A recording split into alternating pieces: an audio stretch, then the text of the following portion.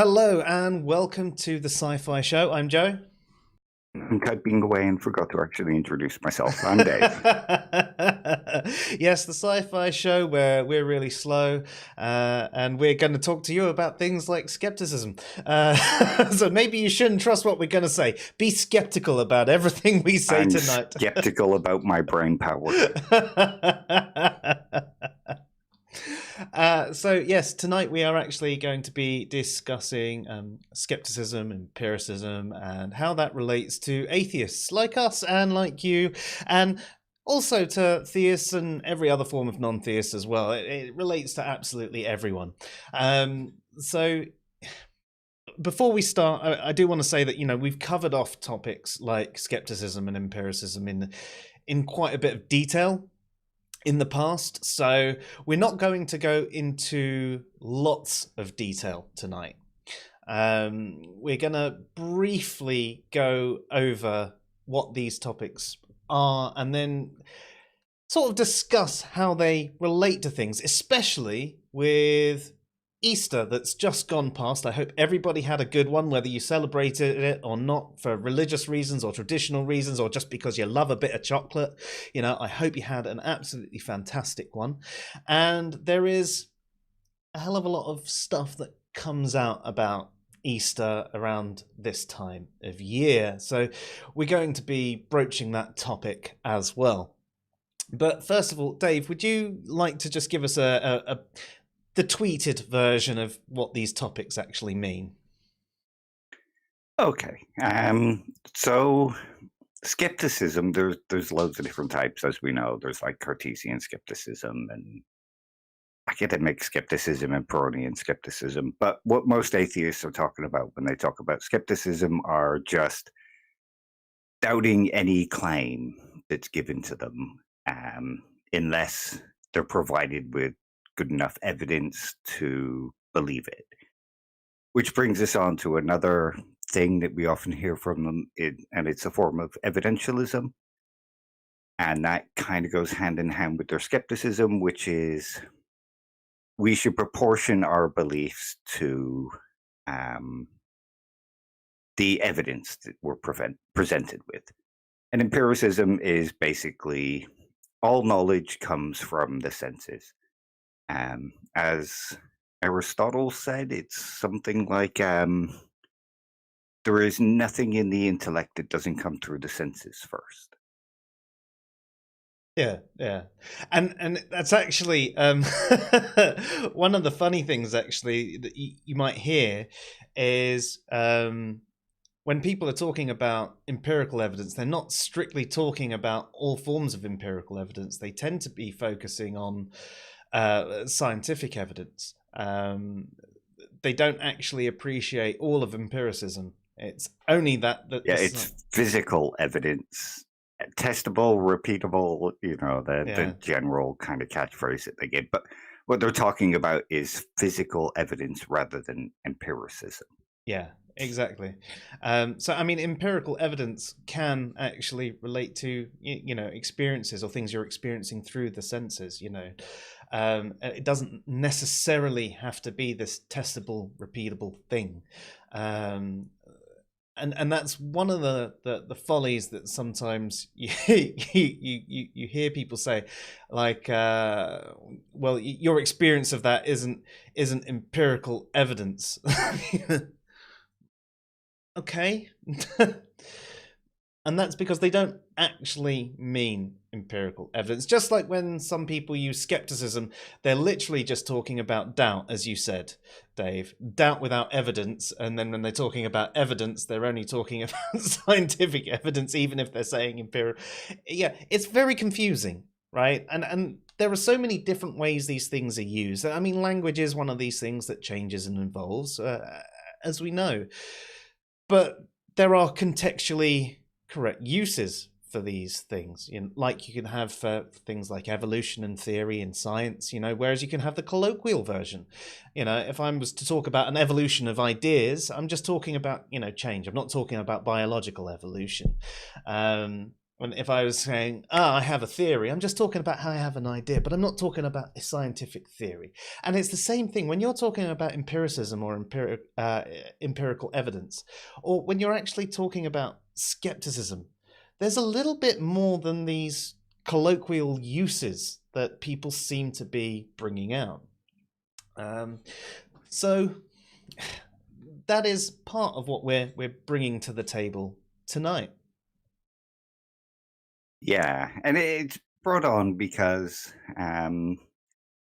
like you said, it's Easter time, and the da da da da da. We're moving into OnlyFans territories. But look, it's a magic trick. Hey, Luke, I did a you.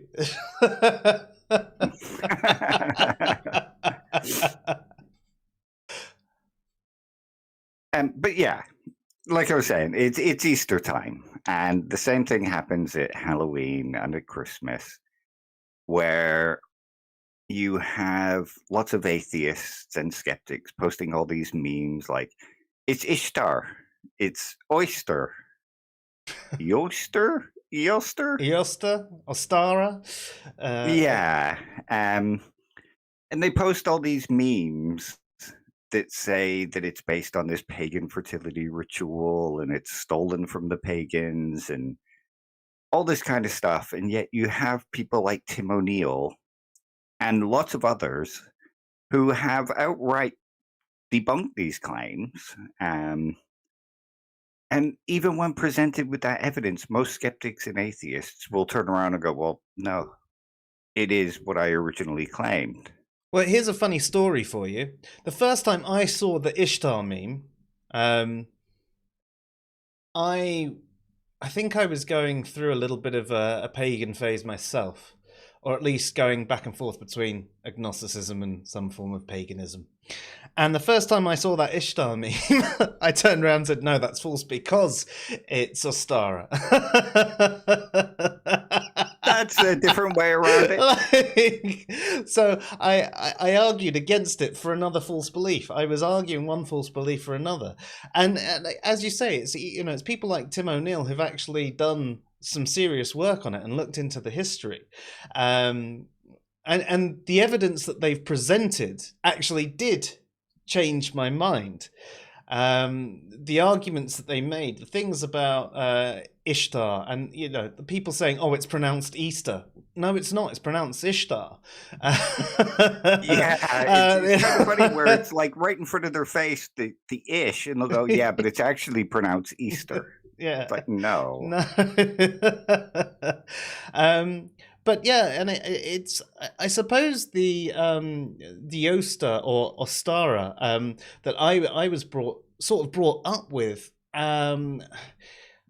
I suppose I had an Anglican upbringing, but there was this sort of, I guess this rumor must have been in the school or something like that. So when I first saw this Ishtar thing, I knew. I mean, obviously, I'm not talking about knowledge here, but I knew, as in high degree of certainty, that they were wrong because of this other thing. And it wasn't until it probably was Tim O'Neill's blog that I was reading that I was just like, oh. And you look at a few verifiable sources and you're like, yeah, actually, the Easter thing actually comes from a Protestant who didn't like the festival and wanted to get it out. Wanted to denigrate it. Yeah. And he wanted to paint the Catholics in a bad light. And yeah. And there's lots of stuff like that. And it's the same thing with, the Ishtar thing. They say, oh, yeah, bunnies and eggs, that was her symbol. And actually, no, it was like the lion and the hawk or the owl or something like that. A lot of false claims are actually brought up to back this up. And when you present this to some of your fellow atheists, they don't even take the time to consider it. They instantly other the information and they say, no, that's coming from a source. Because you're arguing against what people are saying, clearly you must be a theist in disguise and and the information's instantly cut off. And it's kind of an interesting sort of behavior. And I can understand that we are anchored to certain bits of knowledge and our beliefs. It is understandable, but I'm not sure I'd say it's completely acceptable for especially for a community of people who regard themselves as skeptics. You know, go for it, Dave. Oh, you carry on. Sorry, I'll go after you finish. Oh no, I was just going to say, especially ones who claim that evidence will change their mind and then reject evidence that's presented to them without even considering it. I doubt hardly any of them actually take the time to read it. That's it. I mean, if you think about what's his name, the lion guy, Bitch Spot Blog. Mm-hmm. He constantly says things like, we shouldn't go with what makes us feel good. We should go with the evidence. Facts don't care about your fifis. And you get a lot of atheists online who will say stuff like this, like, we should proportion our beliefs to the evidence. We shouldn't go with religious people are bad because they believe things that make them feel good rather than things that are true.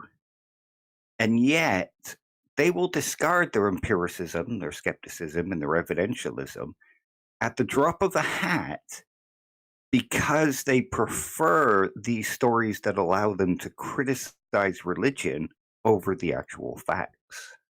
Yeah, I mean, Jesus mythicism is another one of them. Even though atheist historians themselves will say, you know, the character Jesus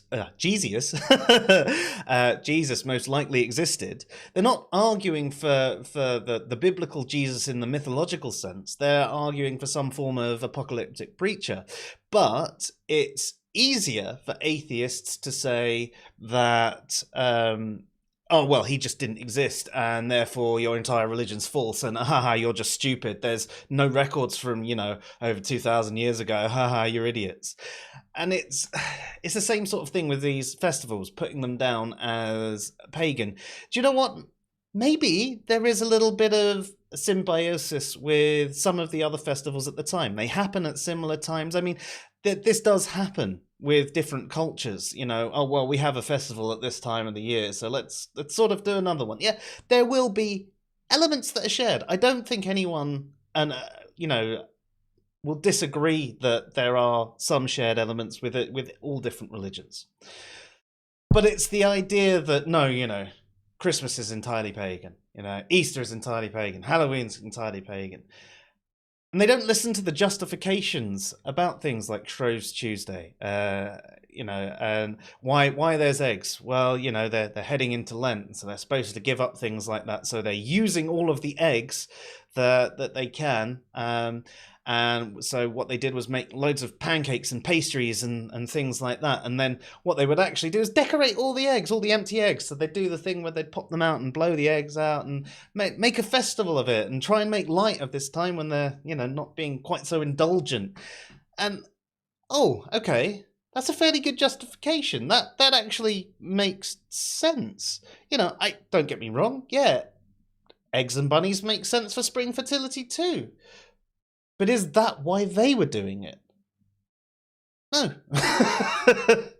That's it. And if you think about another thing that they'll say is that we should defer to experts on these things. Don't get your science from a theologian. Theologians aren't experts on such and such. Don't get your history from a scientist. Get your science from a scientist, your history from a historian. They'll argue for going to experts.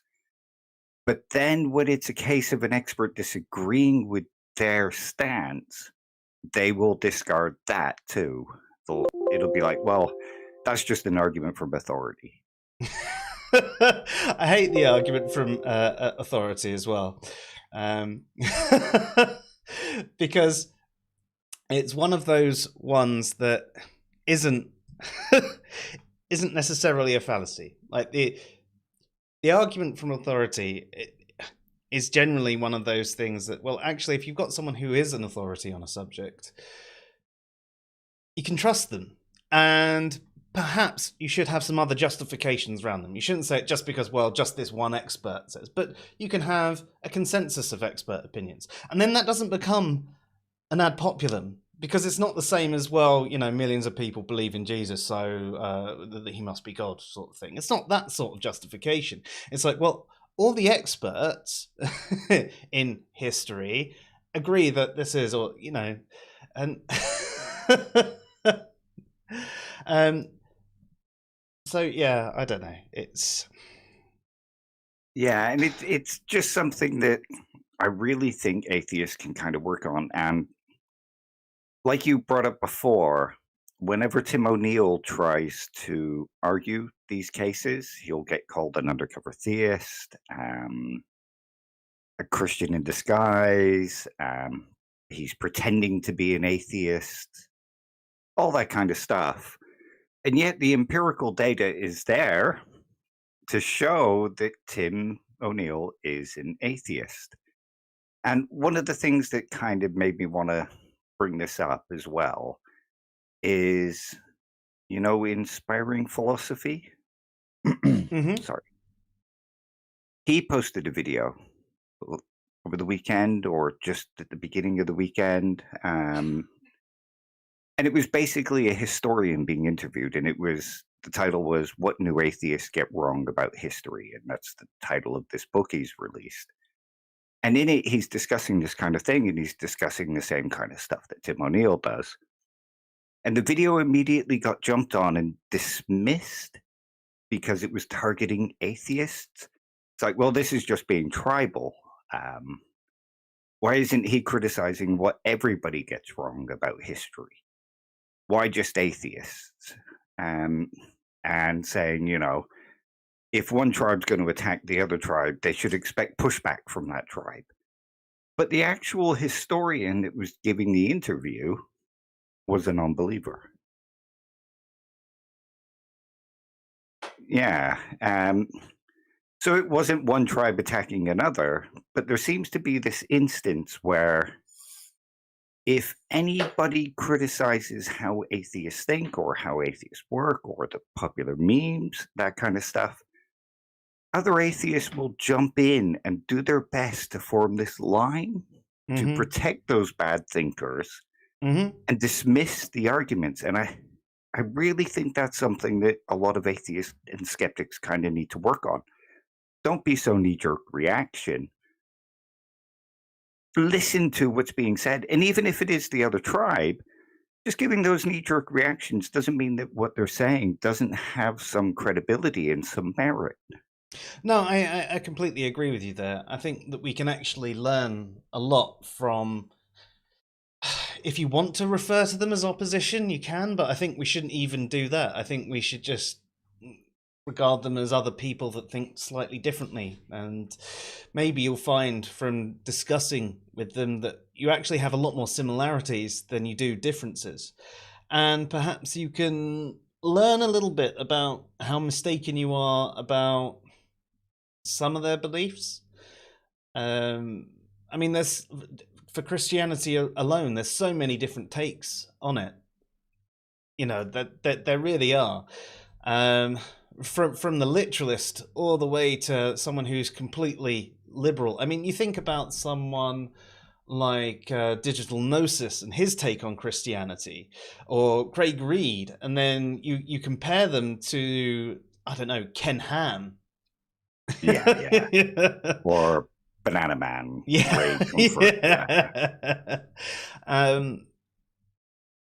So you should have these discussions and try and listen with an open mind and trying to just assume that there's something going on, because we atheists do a lot of bad stuff too. But I mean, I'd say it. Capturing Christianity called out his side the other day. So he did an interview with Ben Watkins. And a lot of the Christians were really nasty in all of the comments and everything like that. So, I mean, that's still on Patreon. So I haven't actually watched the interview yet. But on Facebook, all the comments underneath it were just like loads of Christians being really, really, really nasty and saying really negative things about atheists. And it was quite funny because they were doing the things that they accused atheists of doing in those comments. But atheists do the same too. We're both like equally tribal in general, especially on the internet. We both get really nasty about each other rather than taking that charitable reading on each other. There is a few comments in the chat. So John from America says, I don't see how a bunny is related to Jesus' resurrection. So I'm going to read you a passage from Tim O'Neill's blog on this. He says, the Easter Bunny is a modern commercial take on the Northern European association of hares, not rabbits, with Easter. Again, there's no evidence of any pagan origin here. Hares are generally shy and solitary animals, but in early spring they become more social as part of their mating behaviour. So around March in most of Northern Europe, hares can be seen in fields boxing, with males competing for mates and females, occasionally rebuffing males physically. The sight of groups of hares in fields would have been a sign of the onset of spring and that Easter was around the corner for rural people without calendars. Thus, the German and Dutch tradition of the Easter hare, which came to the US and became the Easter bunny and then spread to the rest of the world as a way of selling more confectionery. So again, no paganism. I mean, honestly, it's worth checking out his blog. There's a link in the comments to a video that he's done of this as well, most recently. But I am gonna chuck a link to the blog in the chat for everyone if they want to read the article from Tim O'Neill. Great guy. We need to have him back on the stream at some point soon. It's just never been the right time. Time difference is hard as well. Yeah. I mean, it is around the world. You know, what was it? I did a Saturday evening at one point, and it was 5 a.m. for him, and yeah, very, very, very difficult. Just catching up with on the chat. Hi, just to say hello to everybody who's popped in. Nice to have you here. Great to see so many of you in the chat already. If you do have any questions or comments, please let me know. Good evening, Ansrida. Yeah, great to see you there. And wow, there's loads of you coming through to the chat now. Cool. All right, so I'm caught up on the chat. So back to what we were just saying. Yeah, we do need to be a little bit more charitable in our readings and taking the time to understand one another. And I know that can be hard in online conversations, especially in places like Twitter. I find everybody there is prone for a fight. And I get caught up in it myself, especially with certain people. There are certain people who I've got to a point where I can't really be bothered to give them much more than a sarky response unless they do something that triggers me.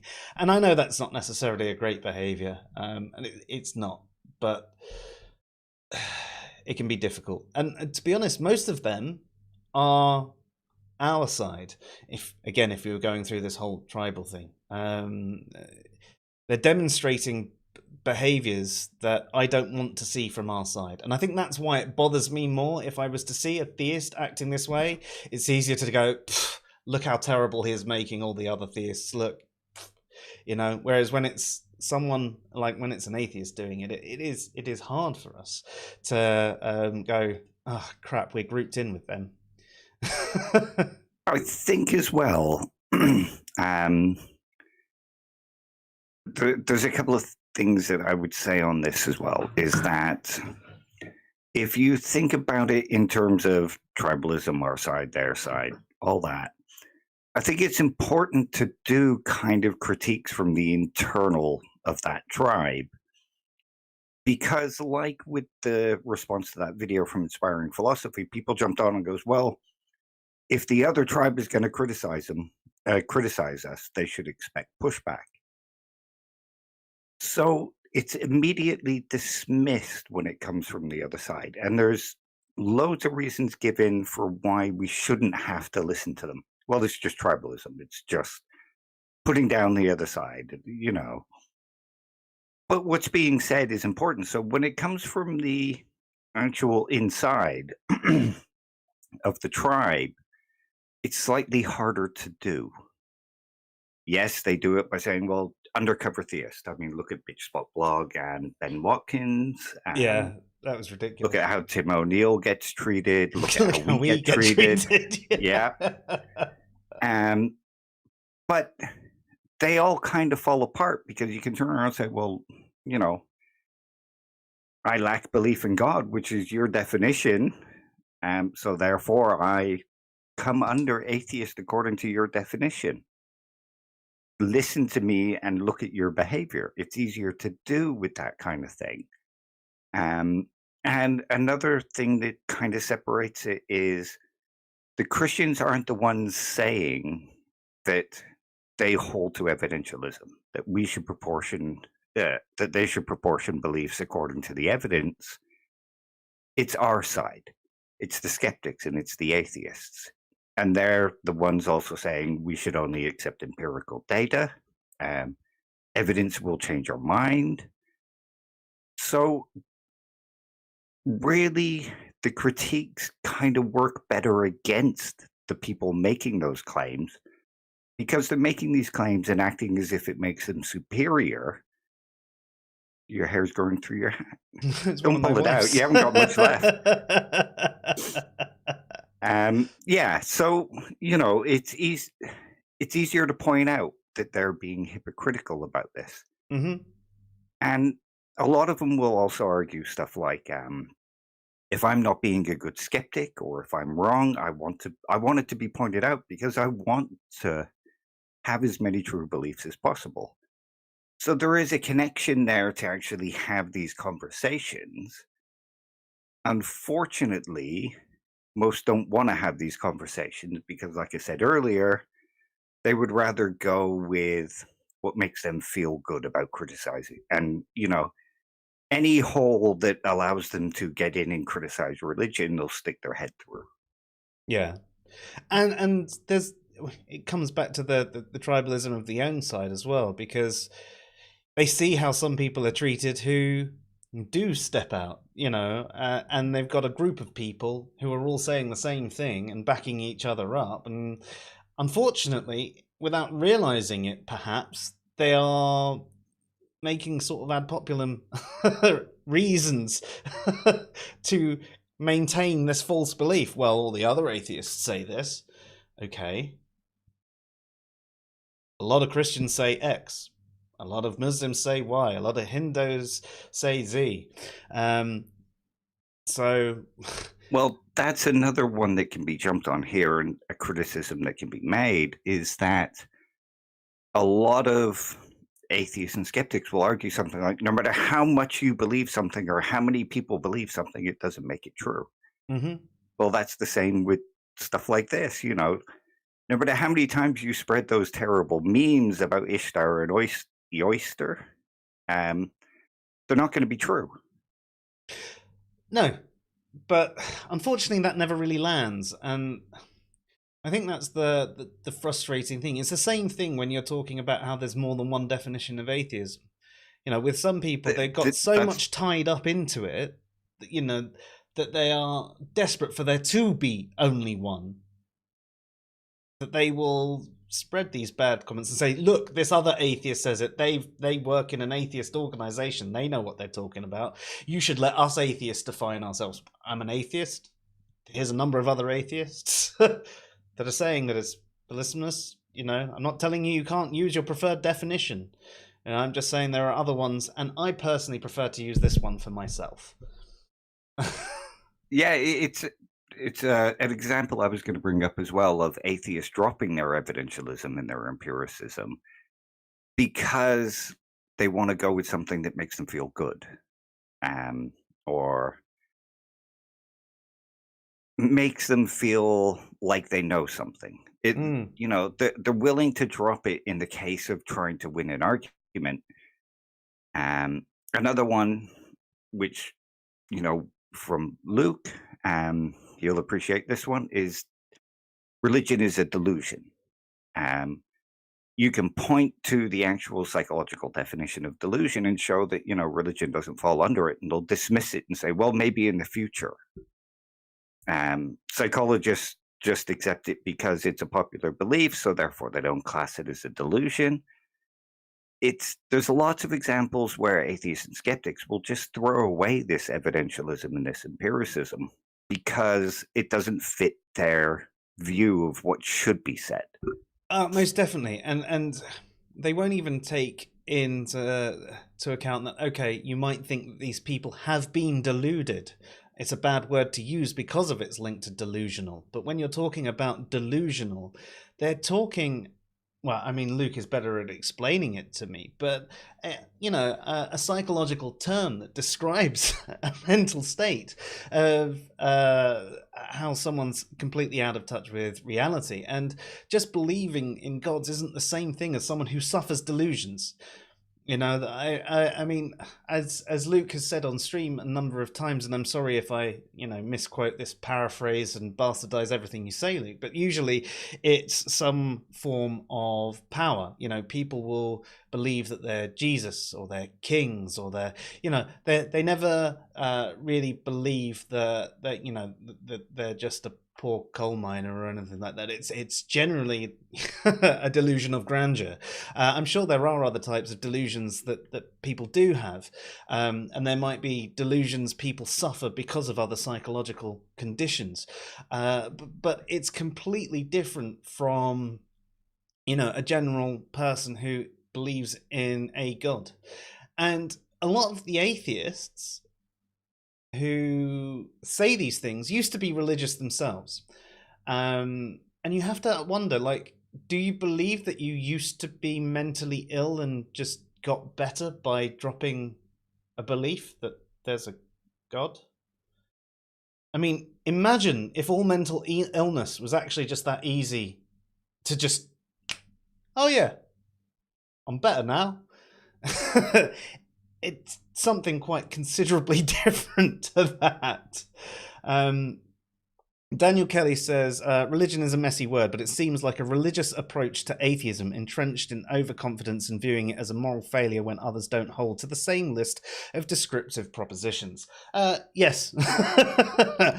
I have nothing to add to that, Daniel, other than just agree with you. Luke says, I've had several arguments with other atheists where they made claims that I have asked for scientific papers and they share one that they only read the abstract to, which then disproves their point in the actual text. You've shared a few of those with me in the past, Luke. So, hang on, you go on to talk about an example. One example was where someone said religious beliefs were mental illnesses and shared an article which said that nowhere. Yes, I remember that one. Wasn't that that Roman guy? I can't remember off the top of my head. Roman Piso. Yes, but I don't know if it was him or it probably was. He shared a lot of things and had a lot of conspiracy theories. My favourite one of his was in the 80s, the churches bought up all the dictionaries to change the definition of atheism.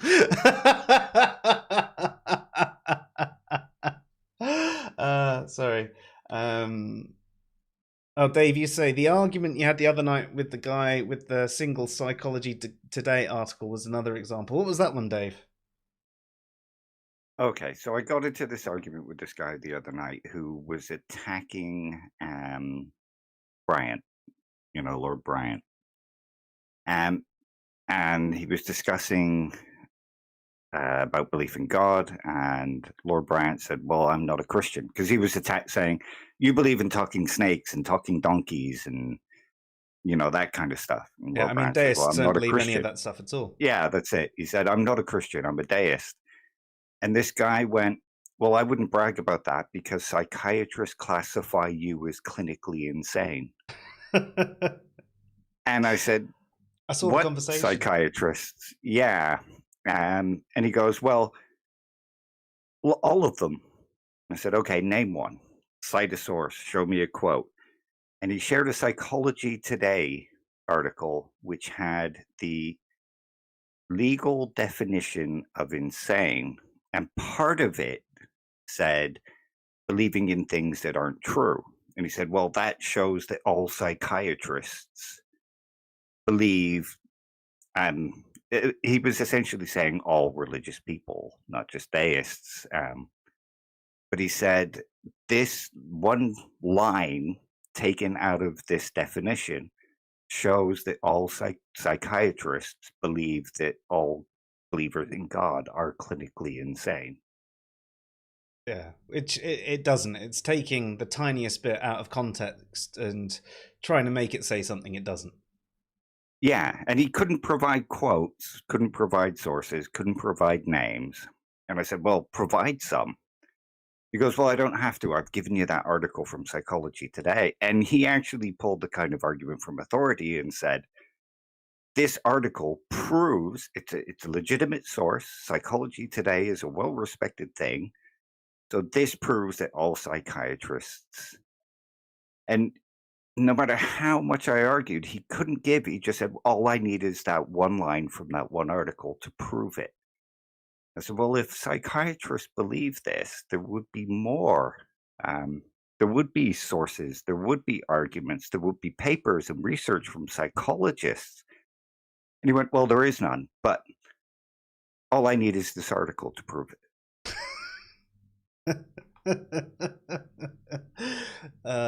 And Right. I said to him, according to your own definition, you're clinically insane because you're believing a falsehood. You're believing a fantasy that all psychiatrists classify believers in God as clinically insane. He goes, no, I'm not clinically insane. I'm not believing a fantasy. That article proves. But that's the fantasy. But that's the fantasy, yeah. So according to his own definition, he was clinically insane, as he was calling other people. Brilliant. And the argument went on for a while, yeah. As they tend to on Twitter, and they go nowhere, and in the end you're just like, oh, fuck it. Yeah, but I was bored and couldn't sleep, so, Yeah. And I think people like that need to be pushed back on. Yeah, I agree with you. To be honest, I think that tends to be my time on Twitter. I'm either bored and can't sleep, or I'm at work and I'm waiting for queries to run. And most of the time I try to keep it to shit posting and memes, but occasionally it's one of those conversations. And they tend to go on for days. Yeah, I gave up on it once I went to bed, and the next day it was the healthy thing to do. Yeah. Yeah, I try not to get into those because I have trouble letting go once I'm involved in one of those conversations. Yeah, I don't have that problem. I've got plenty to do outside of Twitter, so. So do I. That's the problem. It takes me away from it. Well, then sort it out. Yeah, that's why I try not to get in them in the first place. I have to work around my personality flaws because I can't fix them. See, I just have no personality flaws. It's true. You are flawless. As you can tell by the smoothness of my Daniel also says, to be fair, I think we all wager our decisions on what we want as well as what we think is true. If we are explicit about what draws us to a position, I don't think that's a waste of time. No, I understand that. I think that there is a part of our investigation that is about our desire. And I think part of our desire, I mean, this is part of the problem though, Daniel. People say that they have this desire to hold as many true beliefs as possible. So if there is a conflicting belief that they want this because it's an easy attack on Christians, but they want to hold as many true beliefs as possible, there could be a conflict there, and they have to be aware that there's a conflict, and they have to decide what they want more. And if they actually want the easy wins, then they don't actually want as many true beliefs as possible, and they have to be honest with themselves rather than just aesthetically saying these things about being a skeptic and wanting the true beliefs and so on and so forth.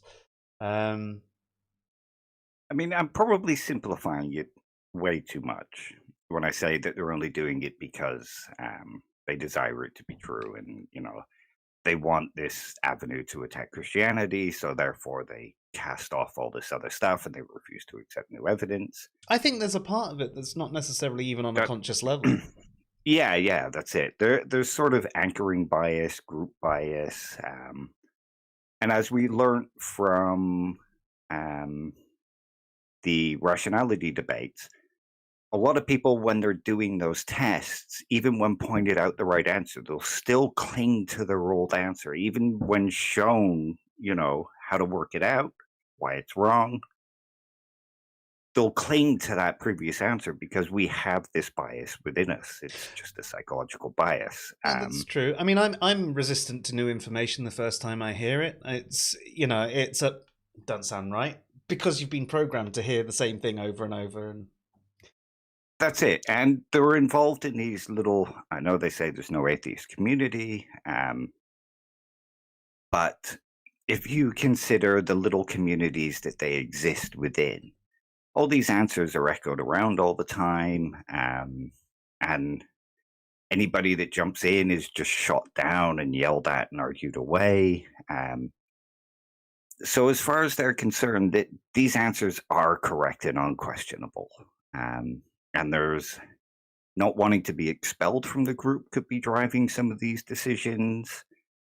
There's the bias against religion, probably thoughts like, well, I'm a skeptic and I don't accept information without good evidence, so therefore I must have good evidence for this belief, even though if they stop to think about it and they we're a don't. little bit skeptical, yeah, that's it.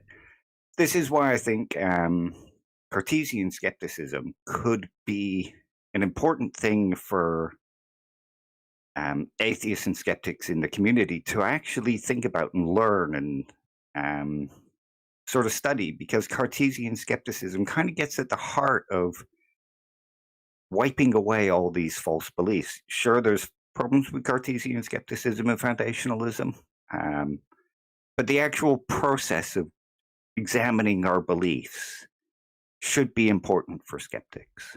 Definitely. I mean, even if they don't go to the levels of, fully employing Cartesian skepticism, they could at least turn what they have, outwardly to things that they hear inward and doubt their own information to a degree and reassess. And sure, this new information, you doubt it because you don't think it's verified by anything else. Okay, cool. Have a think about what's weighing against that in your own head, and actually think about why you believe all these things. There are so many times when I recognize a belief in myself which is because of something I was told as a kid, and I reel myself back in and go, I have never verified this in my life. I don't even know if it's true. This is something I learned in the 80s. It's probably wrong.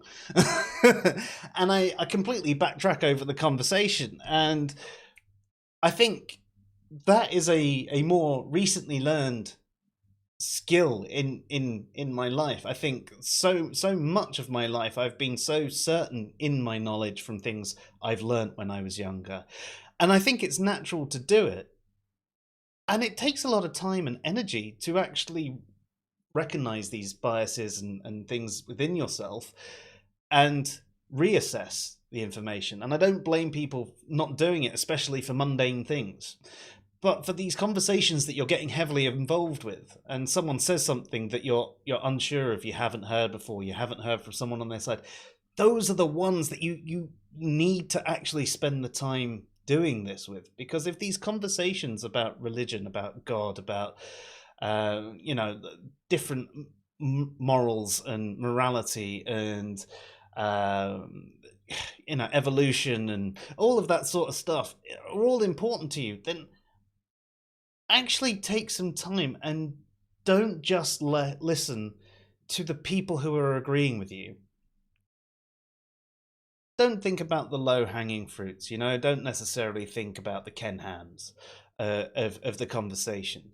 But if you can find someone, say you're an atheist, find an atheist that disagrees with you and have a conversation with them. You may not agree with them, you may not have your mind changed at all, but you might learn a little bit more about other positions on this particular topic. And I think that is the important thing, learning that something new that could plant a seed that could maybe lead you to other thoughts or make you question other things. And, Well, it's interesting you brought up the thing about believing stuff that, from a child, and once you stopped and thought about it, you thought, well, my only grounding for this is somebody told me this a long time ago, and I've worked on this thing under the assumption that it's true and it's worked. So I've had no reason to doubt it.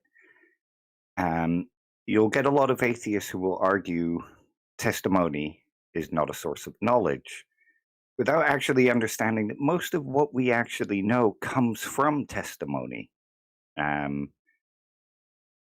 So a lot of our beliefs do come in like that. They're just beliefs that we've picked up. Even this idea that seems to be popular now, I don't hold any beliefs. Oh, God, that's such a ridiculous one. That's one that's been picked up. They've heard it from somebody else, and it's like, oh, religious people have beliefs. I don't want to be like a religious person. Therefore, I don't hold beliefs. And there is Pyrrhonian skepticism, which is to just remain agnostic on everything, because we might not be able to have justifications for knowledge at all.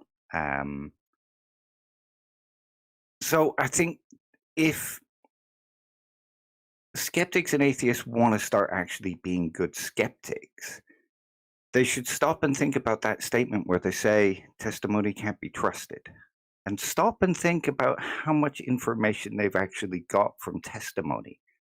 And not only just from testimony, but from testimony. What we mean by testimony here is information passed on without us actually doing the work. We've just learned it from somebody who said something. Think about a textbook. Yeah, when you read Why Evolution is True, you haven't done any of those experiments. You're getting it from the testimony of the writer who has done these experiments. So stop and think about all this stuff that you've picked up from other atheists and start applying that, well, testimony can't be trusted. What am I missing here? What should I be doubting? What should I be looking at, discarding? What other evidence, as they like to say, do I have to hold this belief? It just shows that there's all these popular catchphrases from skeptics and atheists that aren't ever actually applied to their own thinking. No, I agree. I think that's a big part of the frustration, really. And I don't really know how to reach a lot of the online atheist non-community because trying to hold these conversations often ends up with being othered and not listened to. I mean, occasionally you do have a good conversation with someone, even if they don't agree with you. They might realize a couple of things that they didn't before. Sometimes you can have a conversation with someone about, say, moral realism. They may not agree with it, but they suddenly understand what's actually meant by it, rather than what they thought before and why the arguments that they were making against it were bad. And they might have better arguments in the future for why they don't like moral realism, and that's fine, but they've at least learned what moral realism is. But in general, the conversation just goes down this same sort of circle of descriptive statements about how it seems to be working, and not actually acknowledging how it's talked about within philosophy. But yeah, Dan says, I like the term non-theism. I'd agree with you. I think it's a great umbrella term for all the different types of people that don't hold a belief in God. So I definitely agree with you. I know that, a lot of people have broadened the term atheism to be synonymous with non-theism. I don't personally like that, but the way language works, it is a valid use, even if I do think it's a little bit silly. But there you go. Well, so what's this? Kimo's saying, a conception of a disordered mind, belief in which is adhered to against all evidence, which cannot be accounted for by any reasonable hypothesis, from Old Black's Law Dictionary. So that's going back into the definition of insane or insane delusion. And yes, a belief in which is adhered to against all evidence. And I think that is a big part of it. You know, with just a belief in gods, I don't think is necessarily the sort of evidence that they're looking for either way. So again, that can't fit that paradigm.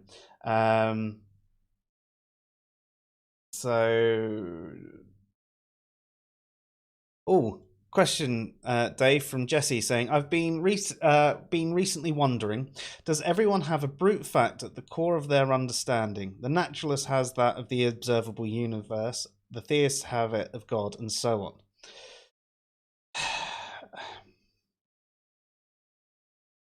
I would say yes. Yeah. We start with some brute facts and then go about justifying them.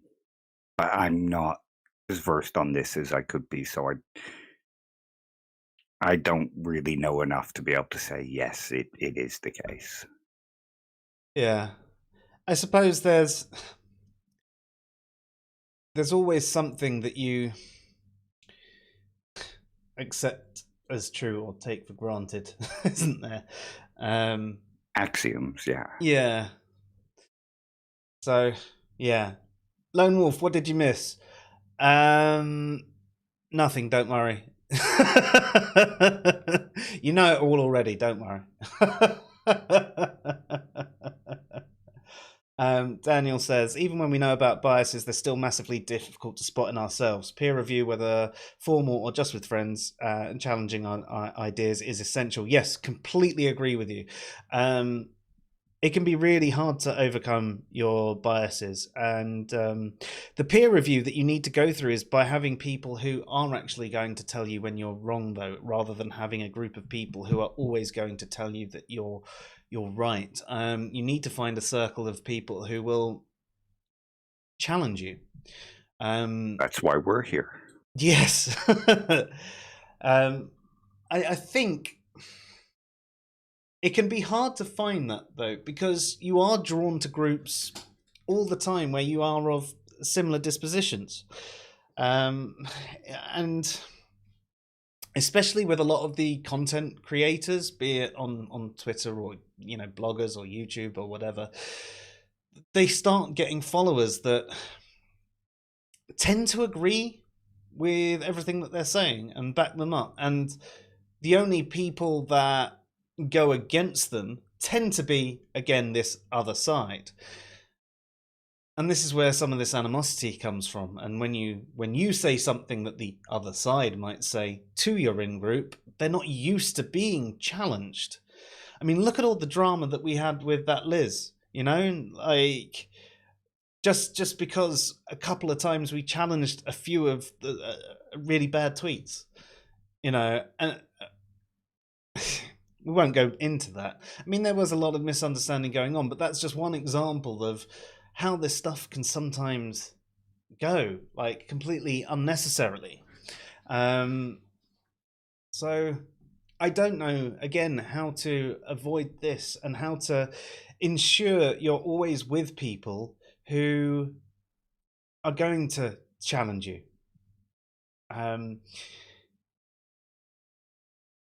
You have to have. I think that's kind of impossible Yeah. at a grander scale to have everybody doing that.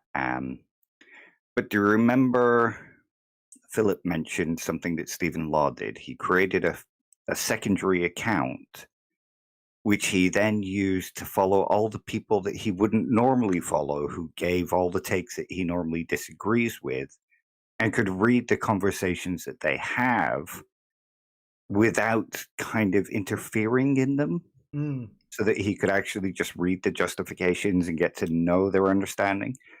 I think an approach like that is really good. Yeah, no, that's a good way to do it, especially if you're not getting too involved, like with the conversation.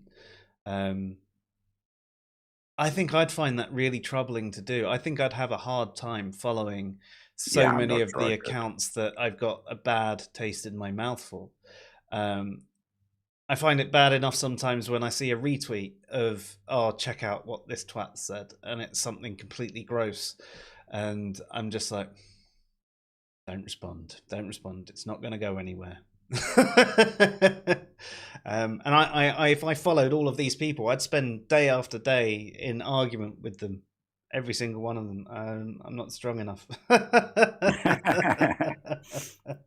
I mean, I suppose that's one way. I mean, maybe not people you're diametrically opposed to and ideologically opposed to, but people you just kind of disagree with, like say other atheists with us, or say us with other atheists. Instead of listening to what they say in order to say, no, you're getting that wrong, listen to it and then start thinking about their argument, steel man the argument, and then start thinking about whether or not it's good.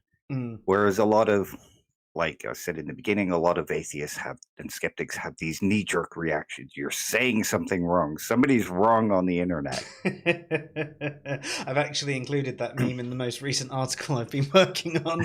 Nice one. But yeah, it's a lot. Don't listen to understand the argument. A lot just listen to it so that they can correct the other person. Mm-hmm. And I don't think that's necessarily good skepticism, because yes, you're being skeptical of the other person, but you're also forgetting to be skeptical of what you know. It is, yeah. I try and do that more on when I've got time on YouTube and with articles and things like that, because I find that there's less arrogance around it a lot of the time. I find some tweets, the way they're worded, they're so condescending and patronizing to someone else of a different position that I get sort of involved in that side of it. I try and watch, especially around topics that interest me, like about morality. I try and watch videos of people who do take a different position to me, like Kane B's someone, for example, and some interesting stuff comes out there that makes me go, you know. Yeah, absolutely. Cease to Know and J Mike of Axioms on Trial. There's a lot I disagree with them about, but they're thoughtful in the way that they're putting their stuff together. They've actually thought about their positions. So it's interesting to hear them actually explain it and for me to think about their justifications and their axioms and, all that kind of stuff. There are good channels out there that I disagree with, but I'm still willing to listen to. And there's also channels that say a lot of bad stuff that I just disagree with. And I can't help but to sit there going, what are you even talking about? You're wrong. Why are you saying, I think it's part of human nature to be like that. And it's something we should try to overcome. But it's hard. Yeah, that's fair. On the channels front, I think there's also sometimes I'll watch a debate or something like that, or listen to, and the person I agree with just loses. They put their points forward terribly, or they do it in such a bad way that even though I agree with their conclusions, they've lost me on everything that was said, and the other person's been far more eloquent, patient, charitable with the other person's reading, and you're actually, and it's. I think that is a big part of it as well. At least what I find an attractive quality in listening to someone, like you mentioned with the axioms on trial, it's the way they put their points across that enables you to listen to them even though you don't necessarily agree with them. Cafe says, personal experience is the worst evidence there is. What would convince me, you say? I don't know, but I'll know it when I've personally experienced it. Yeah. Yeah, I know what he's getting at there. But yeah. Sexist viewed Pyrrhonism as a way of life, not just a philosophical stance. The method was finding equivalence. Is that a misspell, or is that how it's actually said? And the goal with ataraxia. basically tranquility. I remember reading about that a little while ago. All I remember is that word that I can't pronounce.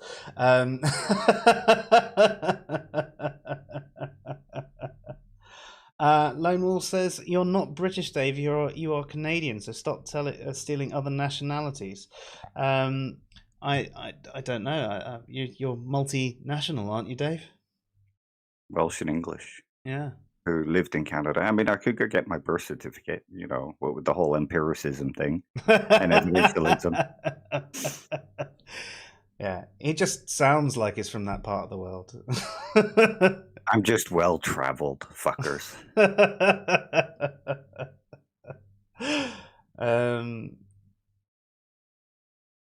Sorry, I'm just trying to catch up with the chat. I do apologise, folks, for being so far behind it. I'm getting terrible at this, aren't I? It's because, what I have to say is interesting. So. Mandrake just hypnotically. These are not the evidences you're looking for.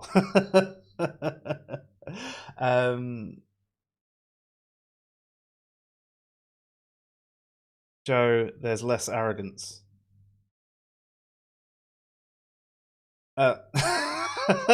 Right, okay. Luke. We all need to take time to sit down and discuss one of the most important events happening in the world right now, the Depp Heard trial. Now, where would you put your skepticism on that? I put mine at, I don't really care.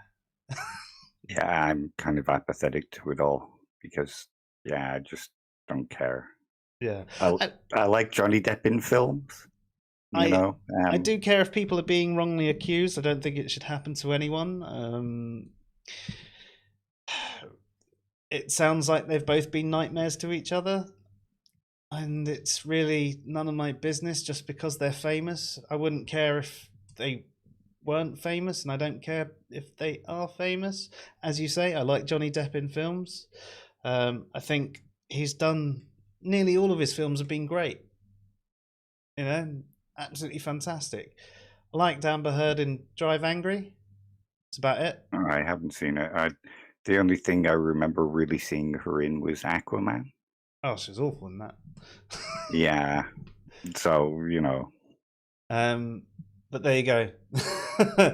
Basically, apathy from both of us there, Lone Wolf.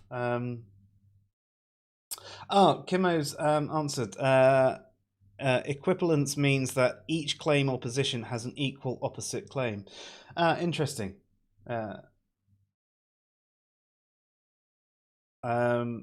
Cool. Awesome. Are we apaheardist or apadepist? No, just apathetic to the whole thing. Yeah, domestic violence is terrible. Don't get me wrong. And it needs to be stamped out. And, it's kind of good that it's being heard in court and stuff that's happened has come out. But I just don't care enough about the two individuals involved to follow any kind of court case. I hope justice is served to the wrong parties and as in the parties who are in the wrong. No, the parties who have been wronged. Yeah. Yeah. But there's all cases that go through that nobody ever hears about. And, they're not going to get the kind of justice that Johnny Depp or Amber Heard is going to get because they don't have this big name. They don't have all the money. There's no show trial. I'm more concerned for those people than I am for somebody like Johnny Depp and Amber Heard. Yeah, agreed.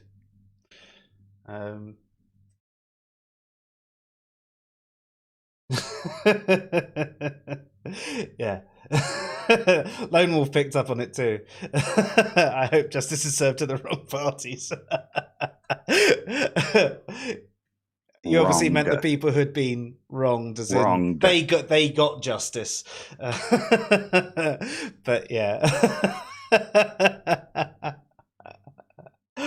But yeah.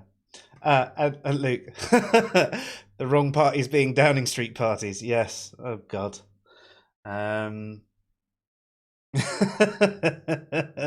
Yeah, I don't really want to get involved in that either. Get them out, get them out, get them out, get them out. Fuck off. I don't want to get into politics. I hate it. Um,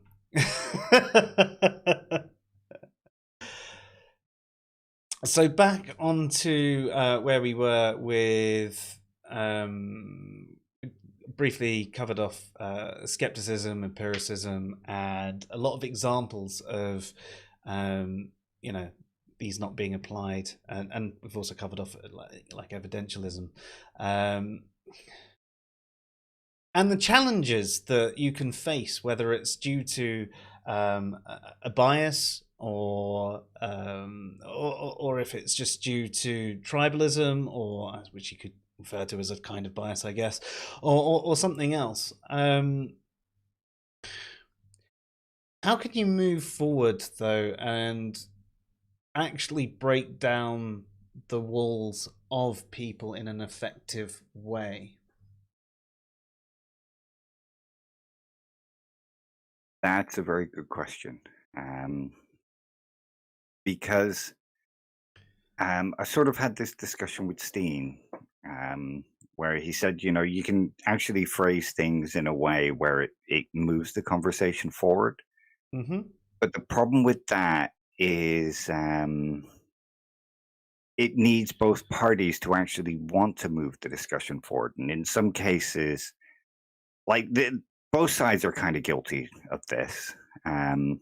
Like the philosophical atheists can be kind of stubborn on it only means believe God does not exist. They don't want to move that conversation forward. They just want their view to be heard. Same with the lack of belief atheists. So that's kind of a tough question. And I think if all the people declaring themselves to be skeptics and empiricists and evidentialists were to stop and actually think about their position and what it means and to start living that, to actually make it, you know, like a demeanor or a habit, maybe those conversations would actually start happening a little better. Yeah, going back to your earlier point, I've noticed the same sort of thing about conversations not wanting to move forward. I mean, one of the things I try and do in conversations is spend a lot more time asking questions and listening to a person's position, rather than just flat out saying, well, you're wrong. It's, well, why do you think that? You know, what led you to this? What do you mean by this? Can you help me understand this a bit more? I just want to understand your position. I've heard different things in the past. This is new to me. And all these sorts of open statements. And I've noticed what you mean. There are some people who don't even want to play the game. You know, they refuse to answer the questions. They dodge them. They, you know, go from side to side, and they go, "Ha, I'm not falling for your flowchart," or whatever. And it's like, Yeah, I hate to name names, but if you think about Randolph Richardson, okay. do I have to? Well, there was the conversation last week where it was, I agree with this guy who says that there's only one definition of atheism. And he turned around to you and said, oh, yeah, atheism is polysemous or polysemous. He was arguing both sides of the case. And whenever you tried to actually get him, he would come with these long winded justifications that didn't actually answer the question. And there's a lot of that that goes on. Bloviating. Yeah, but also just not addressing the question, trying to sound like you have this really nuanced answer, which is actually not a nuanced answer, but a non-answer. And I think one of the other problems is that within the skeptic community, there's this whole debate bro culture. I'm an atheist, debate me. You know that meme? Yeah. And there's a lot of that that goes on, and that's what they want to do. They just want to debate and argue and prove the other person wrong, and they're willing to step on their own principles and their own actual beliefs in order to win that conversation. And I think toning that down within the atheist and skeptic community would help. How do you tone that down? Like, unless You you can can't reach because it's some, part of the culture. yeah, Yeah. you'd need the bigger content creators to sort of point this out and change their outward behaviors online and get people thinking about things differently. I mean, look how many people change their mind just because someone like Aaron Ra says something, you know? Um, look at how many people will say he won a debate when he loses one. You know, I mean, he's great at the creationism stuff and a lot of science stuff, but when he got involved in that conversation with Thought Adventure podcast, um, he was lost. He was absolutely lost, but he still had so many people sort of backing him up, saying, "Oh no, you own them," and so on and so forth. And it was a bit like,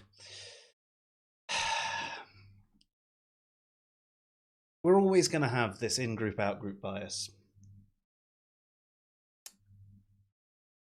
and I think I understand why. And if we're not going to get rid of that, the only thing that we can do really is try and work on these behaviors. And the only way a lot of the behaviors are going to change is if by the people who are highly respected in the community or communities or however you want to see it, the non-community, um, only if they change the way they behave and encourage others to change the way they behave. If shows like the atheist experience stop having these shouting matches out on the phone and not listening to people and hanging up the phone and calling them idiots and whatever, and actually start having a dialectic conversation and where it's actually calm and neutral and let's find some truth and let me take you here and justify that for me and why do you think that and have you considered this and and help someone lead their own way to a conclusion rather than these shouting matches that seem to happen ever more.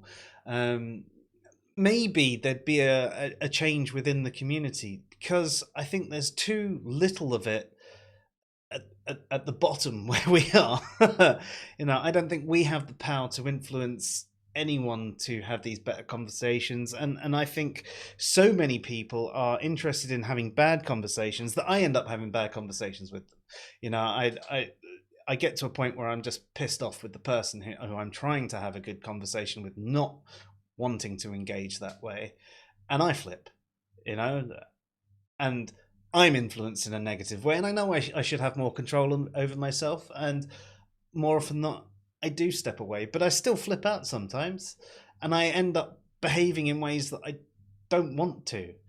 And I want it to be the other way around. I want people to be influenced to behave better, not worse. I think as well, with social media like Twitter and YouTube, there are people that have created personas, and they're selling a product to a particular audience. And going outside of that audience will interfere with their income stream.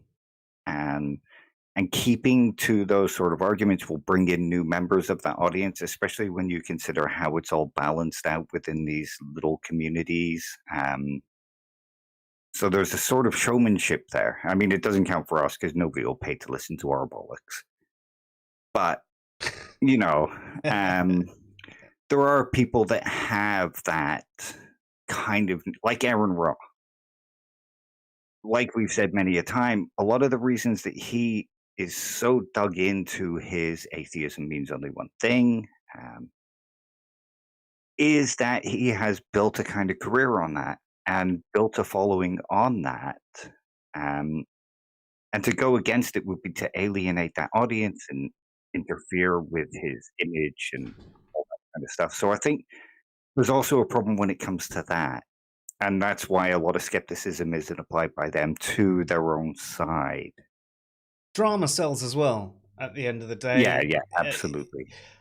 Unfortunately, causing these internet wars, internet dramas, shouting matches, putting people down, not being particularly nice, it draws more people in. I suppose in a lot of respects it's more interesting. It's why, I mean, I hate reality TV, but it's why all these reality TV shows have so much drama in them that seems so false, because they've been encouraged to have all these dramas, because that's actually what people are really watching for. They're watching the car crash, and that's what interests a hell of a lot of people. And I suppose you could even say the same with other shows that you might be interested in. You know, the average person, and myself included, doesn't sit and watch a documentary. They'll, unless it's something that really, really interests them, a particular topic, but they won't sit there and watch documentaries. They'll watch something that has action and drama and lights and sound and and so they're playing to an audience, and they're playing to it right, but it's not the right. But are they doing right by playing to that audience? Thank you. That's what I was trying to say. I had a feeling that's what you were trying to say. But that's it. It's, are they doing the right thing by pandering to that audience and keeping that sort of antagonism and drama and argumentation going? I can understand wanting to protect your image, wanting to protect your profits. You know, these are important things. We all have families to feed, all that kind of stuff. But think about some of the harms that it's causing, and maybe start applying that skepticism and that evidentialism and that empiricism to your own stances and saying, well, look, I made a mistake. A skeptic should admit to making a mistake. So let's move forward from this and start thinking about this. Yeah, yeah, most definitely. Command Cyborg says, yeah, Randolph can be precious like that. So talking about the earlier conversation. Also, his definition of anti-theism that I get how you could come to, but I don't think I've seen anyone else yet. Yeah. So basically, Randolph has rebranded the classical definition of atheism, belief gods don't exist, as anti-theism. You might remember where we done It's a Load of Cack, which was a review of his site. And we actually pointed out that he wasn't even using anti-theism in the way, you know, someone like Hitchens was, and, you know, what anti-theism meant. And he actually changed a few things on his site after our review, although some of the things he changed on there he actually made worse than before. But yeah, he's so determined to have this singular view of atheism that he's had to rebrand all other different types of atheism as something else. So now apparently believing gods don't exist is anti-theism, but anti is when you're against something, you know, you're opposed to something, not, you know, negating something. So he's just misunderstood. He even gives a load of examples in his blog where he's misinterpreted things, and he's got this meme that he shares out. Now, a lot of people, this definition, it does pick up traction. So there are a lot of people who refer to people who hold the belief gods don't exist as anti-theists now, and it's ridiculous, because that's not what anti-theism is, you know. And I know I'm sort of holding to a particular definition here, but they're misunderstanding the words and how it came about. And yeah, okay, words are polysemous, so it's becoming a valid definition. It's just one that feels incredibly wrong. It's got no basis. At least with the different definitions of atheism, you can understand by the way you construct the word, your understanding of it, both the without belief and believing gods don't exist definitions can be got to, right? Whereas anti-theism, how that can be the belief gods don't exist just doesn't make sense. Anti means against theism. It should be that simple, and then you expand on it further. So that's why I did the article Hitchens on anti-theism, sort of breaking down how he saw, you know, how he said, I'm not even an atheist so much as I'm an anti-theist. In fact, I can get up that quote for you in just a moment. Although I am being really slow with absolutely everything. Hitchens on anti-theism. Oh, excellent. That link's there. So he's got this A-B statement. So, one, he's talking about atheism, then he's talking about anti-theism. He says, I'm not even an atheist so much as an anti-theist. I not only maintain that all religions are are versions of the same untruth, but I hold that the influence of churches and the effect of religious belief is positively harmful. Reviewing the false claims of religion, I do not wish, as some sentimental materialists affect to wish, that they were true. I do not envy believers their faith. I am relieved to think that the whole story is a sinister fairy tale. Life would be miserable if what the faithful affirmed was actually true. There may be people who wish to live their lives under the cradle, to grave divine supervision, a permanent surveillance and monitoring, but I cannot imagine anything more horrible or grotesque. I think that makes it quite clear on what Hitchens means by anti-theist here. And there are people who, when you present them this Hitchens quote, will turn around and go, yeah, but that's not what he meant by that. Just like, this comes back into this whole rejection of evidence that we were talking about. And you can find a number of different quotes. Now, I do think Hitchens largely went for the lack of belief atheism, and sort of the weak strong atheism split, but he himself thought they were all untrue. So it would seem that he was a strong atheist, even if he said, to be an atheist, all you need to do is lack of belief. But he was a strong atheist and an anti-theist. So yeah.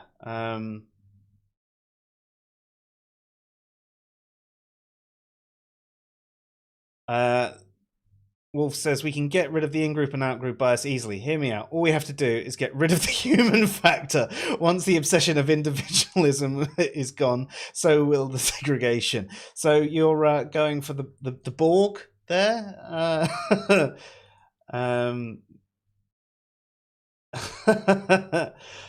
Hello to those of you who've just joined. Twisted, Honestly Atheist, and Azar as well. Great to have you here as well. Oh, look, there you go. Yeah, Command Cyborg has picked up on that one as well. Resistance is futile. Luke says, remember when he said Christians existed in 500 BC? Yes, we do. That's one of the corrections that we were talking about. He outright said that Christians existed in 500 BC, and then he corrected it to an even worse thing. It was absolutely brilliant. I think I've got that as a highlight somewhere as well. Who's Randolph? Randolph Richardson. He's the president of the Canadian Atheists, whose head office is a 7-Eleven PO box or something. Honestly, Atheist says, I think the only way to end this debate is to reject hostility in all forms and avoid prescriptivism if possible. I agree, especially when it comes to identity. I hate the people telling others, this is what you are. Rejecting the hostility, I mean, how can you do that without being hostile as well? And the only thing you can do is just back away with it, go, well, I don't feel like engaging with this conversation. But how do you address the hostility in a non-hostile way that can help someone let go of their own hostility? I think some people are just hostile, and when we're talking about this debate, obviously you're probably talking about the definition of atheism debate, and that hasn't been the focus of tonight. It's just been one that has come up as we've been going through discussing different areas where skepticism, self-reflection, evidentialism, and all that is lacking. The times when some of us atheists just basically drop what we view as our values and go with what makes us feel good or what the in-group is saying because. And it's a pretty common and popular one. So it's a nice, easy example. Yeah, most definitely. But yes. What are you? Luke says, I'm an anti-thesis. You don't like writing lots of words? You're against writing. Is that what you're saying?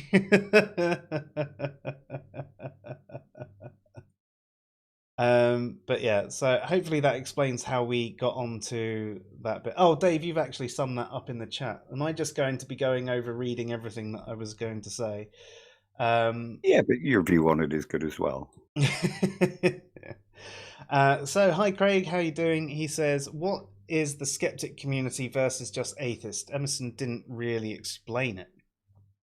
Well, I mean, for one, they've spelt it incorrectly, Craig. I mean, we don't go for American spellings around here, you know. We're We othering go you for right Welsh now. ones. No, so see, this is an interesting one. I mean, it can apply to a broader term. So, if we were talking about the atheist community, most atheist community will identify as skeptics as well. So, you could brand it. There are atheists that will claim that you can't be a skeptic and a theist, and I disagree with that. I think there are some very skeptical theists, but it's generally tying into that typical online skeptic, online atheist, type thing. I assume that was what Emerson was going for as well. Can you clarify any further, Dave? Once you finish your drink, obviously. Sorry, bad timing on my part, as always. I haven't had a chance to watch Emerson's video yet, unfortunately, so I can't say. Yeah. But it's that sort of thing. I mean, perhaps he's being more general and including theists that claim they're skeptics too. But I would assume he's talking about non-theists that claim to be skeptics in his video. But as Dave says, we haven't watched it, so.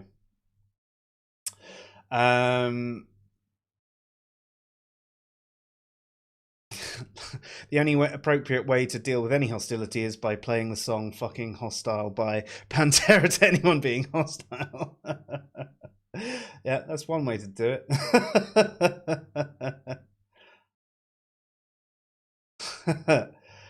Here's the problem. Atheists are spelling skeptic with a C like dirty Brits, and no one likes that. Well, we do, because we're dirty Brits, so fuck you. Oh, brilliant. Yeah, Craig, that was pretty funny. He's joking about how he reported Luke for hate speech after those written imitations of him. They were spot on, though. Did you read them on Twitter? No, I didn't see them. Sorry. No, they. I could exactly imagine. I mean, Luke, I don't know how you did it, but you absolutely captured the spirit of Craig in those tweets.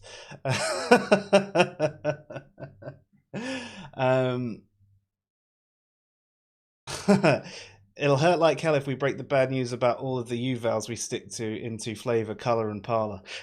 Yeah. Do you know what? Some of them I don't actually like being there, but I'm so used to having it in there. Although I actually did a year of education out in America, and after a year of having them all corrected and then coming back over here, it was really hard to adjust to putting them all in, because obviously you'd get a bit lazy when you start leaving letters out. But The only one that I had problems with, and I still have problems with, is tire. Spelt with a Y instead of an I. yeah, there's through as well. They spelt it all THREW, I think. Always, there was something like that. I remember there were a few of them. Maybe it wasn't through. Maybe it was something else. But there were a few words that I couldn't get my head around. Although one that really pissed me off was the way they said it. Herbs. There's a fucking H at the beginning of the word. Herb, yeah. Yeah, you're not Jamaican. You can say the H. Or Cockney. Yeah. What them Bunch of herbs, mate? herbs in it, mate. Yeah. Although weirdly, okay, sorry, gonna go off on a tangent now. Have you been watching Moon Knight? I've only watched the first episode so far, and it was interesting. Okay, have you heard his British accent? Yes. His English accent? It's really good, like really good. It's very typical, though, of what you think. Of a southerner. Yeah, and what they think all the English people sound like. Yeah, but they're also calling it a Cockney accent. Yeah, it's not quite. Not quite. It's not, is it? No, it's South London. More West End, South London, yeah. Yeah. I mean, that's basically the average accent, sort of South Croydon up, I guess. I mean, you tended to be a little bit more chav South Croydon ways, but yeah, that going up that way, which is towards the west, yeah. Yeah, it's the accent that Americans think British people have outside of the Jeffrey from Fresh Prince of Bel-Air accent. Yes. Do you know what they really need to learn how to do is a Newcastle accent. The Geordie accent and the Glaswegian. Yeah. That'd be hilarious. Chuck in a Manc too. And someone from Cornwall. And a Scouser. Yeah. Manc Scouser, same difference. How fucking dare you. How fucking dare you. You're starting. You're chewing a fucking brick, mate.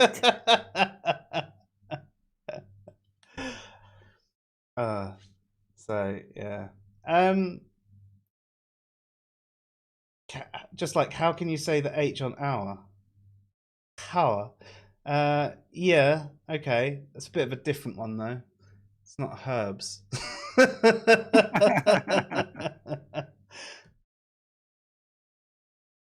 No one does say the H on. Does anyone say the H on hour? Only when being like really cheeky and rude and mocking. It's Hour, Queen.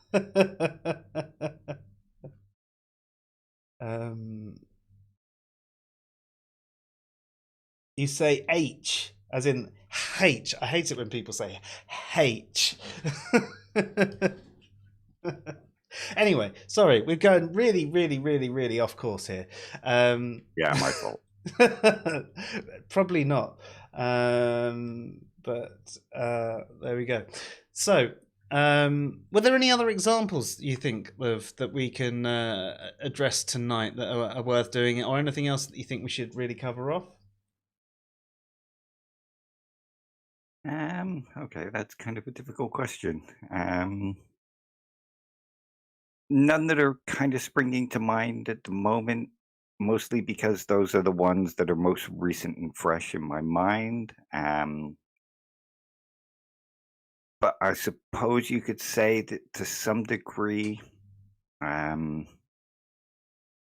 like you'll get an argument from many, going back to the usage of words, you'll get an argument from many who will say, well, I guess you're the kind of person who thinks that cool only means temperature. Words have multiple meanings, like Luke shared of Randolph. Fun fact, most words are polysemous.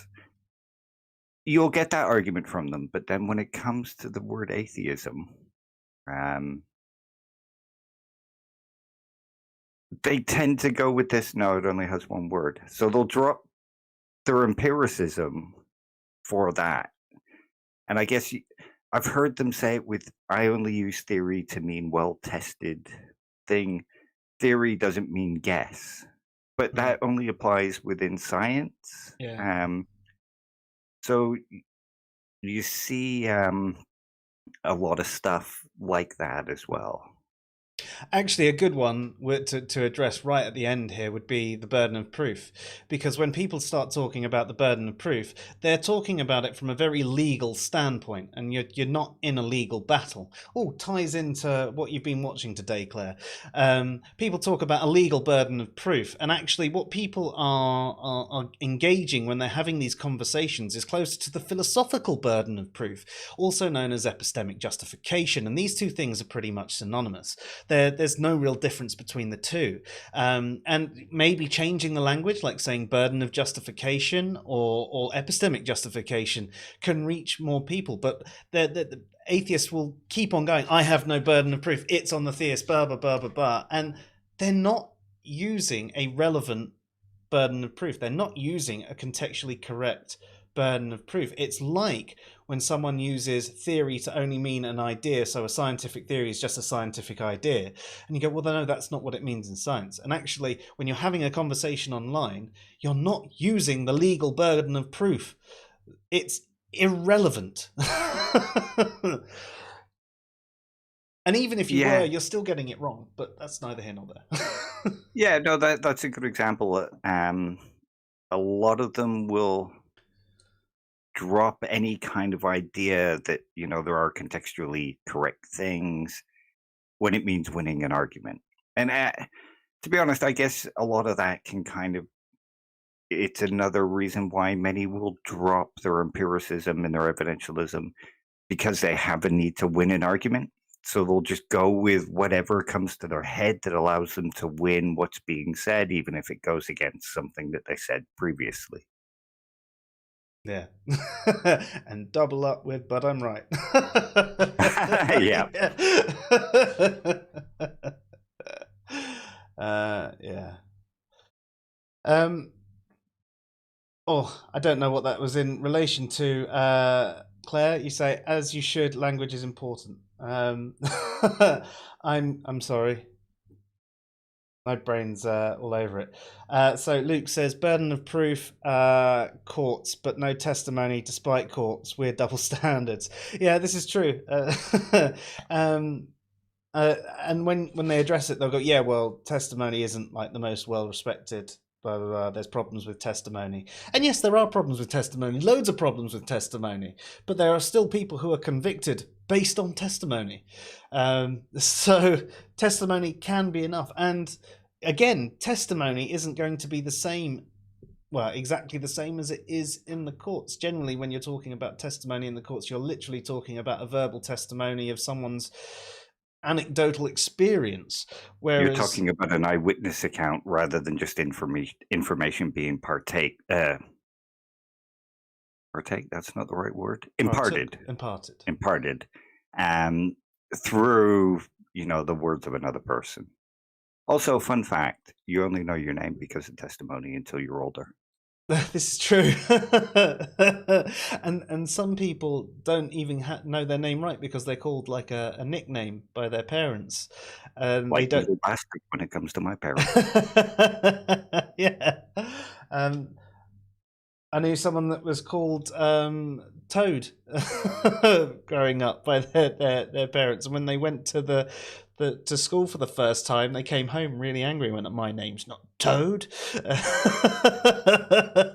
Really angry at their parents. But yeah, this is true. I mean, and as we mentioned, textbooks, what a teacher tells you, what you learn from lessons and all of that, it's all form of testimony. And you know what? People learn from bloody Facebook groups and YouTubers and all of that. That's bloody testimony.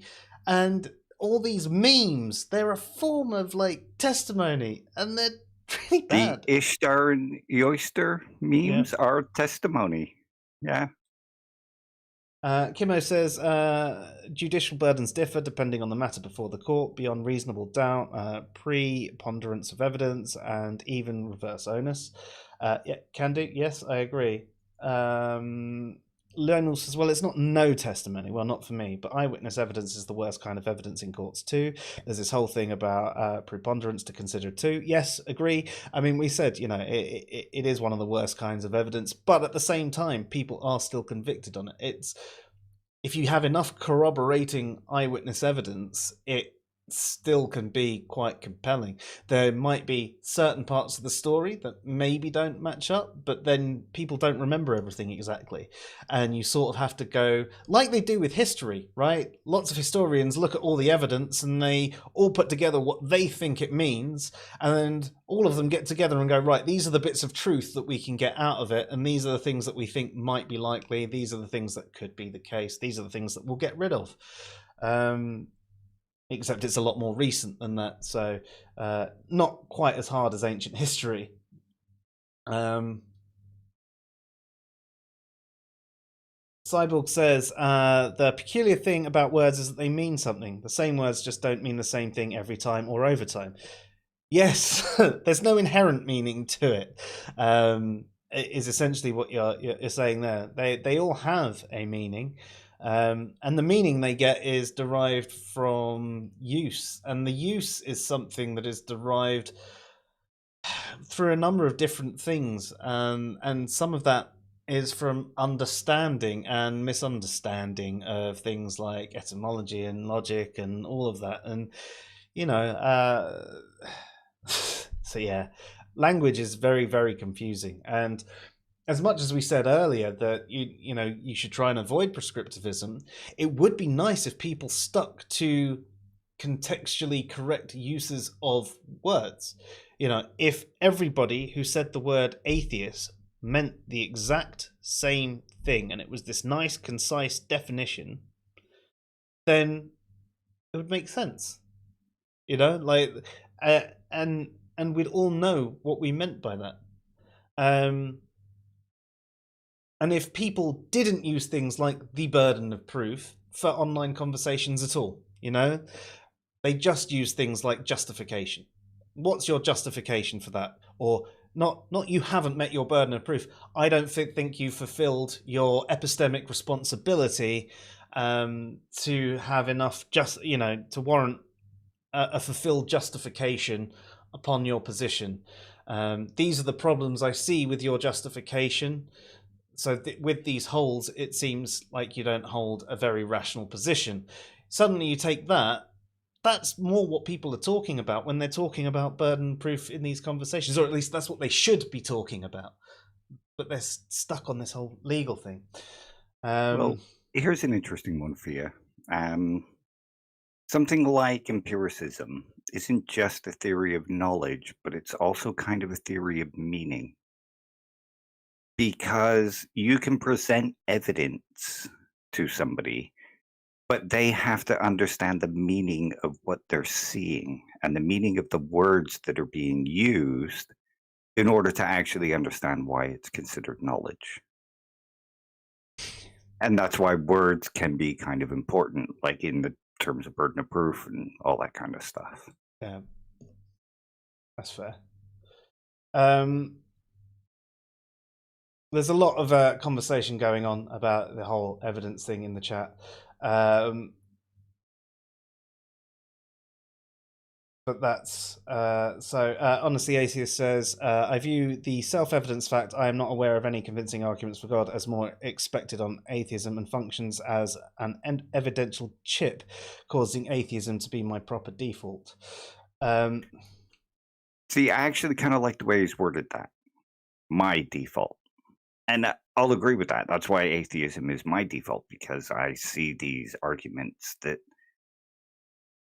along with my skepticism, my empiricism, all that kind of stuff, that's why I default to it. But it's when somebody says atheism is the default or skepticism is the default that you start to have problems with the argument. Yeah. I mean, I don't really want to get into the whole conversation about atheism as the default position. I think it, as you mentioned, like when you're saying my default, it's basically saying that's my starting point in these conversations, and I need someone to give me a reason to step out of that and consider it, which is fine. Like give me a reason to think that my position is wrong, or that your position has any merit to it. Yeah, and it's a good approach to any kind of conversation, to be honest. It sort of is akin to what Flew was going with his negative atheism, isn't it? You know. It is. Start from the position that you know nothing about what they're going to present, and you then assess the evidence as it's given to you. I mean, Flew says you start from a kind of blank page, but I don't think that's actually possible because we all have these meanings and ideas in our head, and they're all interlinked. Um, so I think, I mean, it's basically agnosticism, isn't it? Hmm. But I think that's a good starting point. But the problem is a lot of people say they're starting from that point, but they're actually starting from this point that there can be no good evidence. So anything that's given to them, they're coming out with a bias rather than honestly assessing the evidence. I mean, you think about how many people say there can be no evidence for God, Yeah. but also that they just lack belief and that they don't think there is no God. Yeah. Yeah. There's a lot of confusing statements, aren't there? Really. Or confused statements, should I say, rather than confusing statements. And Yeah. again, I think that's why skepticism or understanding skepticism for those claiming to be skeptics, especially something like Cartesian skepticism, is kind of important to learn because a lot of people just have this vague notion of what it means to be a skeptic. Skeptic is just not believing in God, say. Mm. Um, so I think skeptics really need to step outside and start doubting themselves. Yeah. Oh, were you sure about that, Dave? I'm never sure of anything because I'm always just knackered. Kimo says the lack of belief thing is fine, but it's vapid and vacuous. I think it definitely can be, and I think a lot of the conversations online, it definitely is. I don't mind someone that lacks belief in God wanting to be known as an atheist. It's not really a problem as long as I'm aware that that's what they mean by it. I think some of the reasons people take that position are a little bit dishonest. And I don't think that's always the case either. I think sometimes it can be and sometimes it's not. Um, I think there are people who approach the position really genuinely and they're looking for answers and they go, well, I don't believe in gods. And someone goes, well, that means you're an atheist. And they go, oh, okay, then. And that's why they're there. And then they hear all these bad memes. That means you don't have any burden of proof. Uh, you know, that means you have to think this about morality and so on and so forth. And all of that comes out of it. So I don't think necessarily the lack of belief thing is what causes that. It's necessarily vacuous, but yeah. I still really dislike it. I see a lot of problems with that definition, and I would rather, the split of different types of non-theists and very specific positions that allow us to accurately infer what someone does and does not believe about the proposition God exists. But not everybody sees things the way I do, and I guess it would be really boring if they did.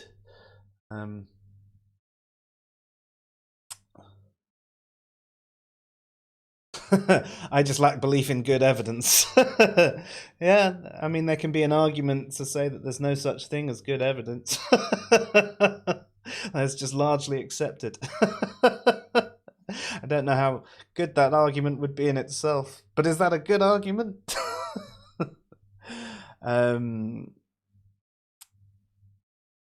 Lone Wolf says, I just lack belief in a lack of belief. That is one of the points about the whole special pleading thing. If an atheist can be defined on the whole lack of belief in God's existing, can a theist be defined by a lack of belief in God's not existing? And if so, what happens to someone that lacks belief both ways? Are they both a theist and an atheist? It's why another reason why you've got some of this confusion. Then you might say, well, no, that only applies to this side and not that side. And so you're either stuck with a contradiction or special pleading. But anyway, Honestly Atheist then says, the next step is to consider if it is also the proper default for other people who are not aware of convincing arguments for gods. I'm not getting into that. If you really want to know, I've got an article called The Problem with Atheism as the Default Position. And I'll post a link in the chat for you. And it goes in. It does discuss the awful argument from Aaron Ra at the beginning about the whole rocks thing, and then it goes into modifications to the definition and all of that. And yeah, you might enjoy it, you might not. There are some things in there which are absurdisms to make the point of how it's a comparison, and if you go, well, that's just absurd. Yeah, that's the point it's trying to make. It's absurd.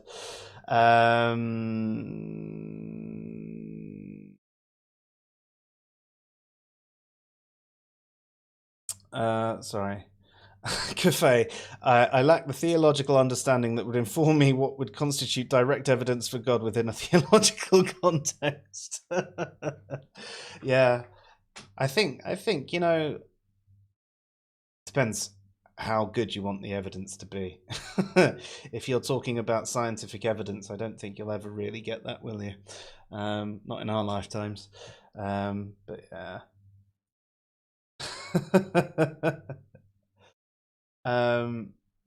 Why is Joe taking a comment of mine seriously? I don't even remember what I've said, to be honest, Dave. So, and am I not drunk enough? No, I've only had one drink tonight. So there you go. It was my last one. I've just finished my bottle of bourbon, and we're trying to save the pennies because we spent too much on our credit cards.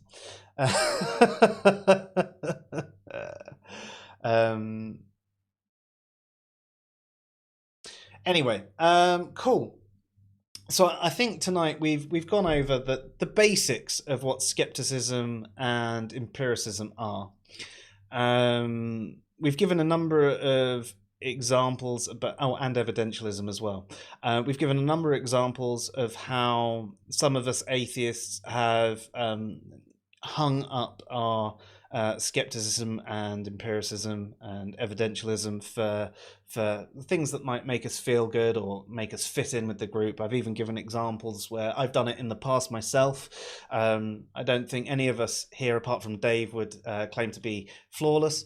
But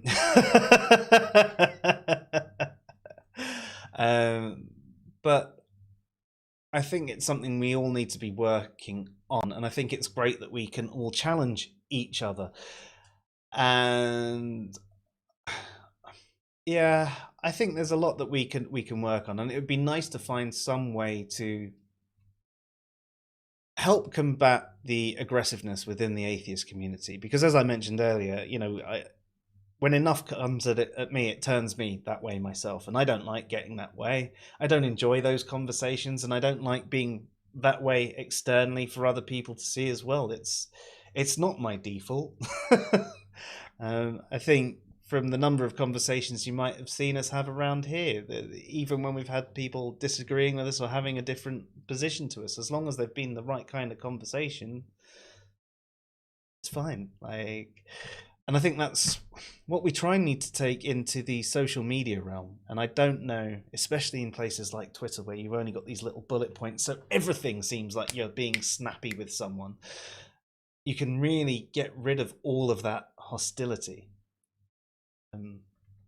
I mean, maybe the spaces is something to use on there, but I don't know about you. I can't always jump into a verbal conversation. The only time I really have to do it is these streams.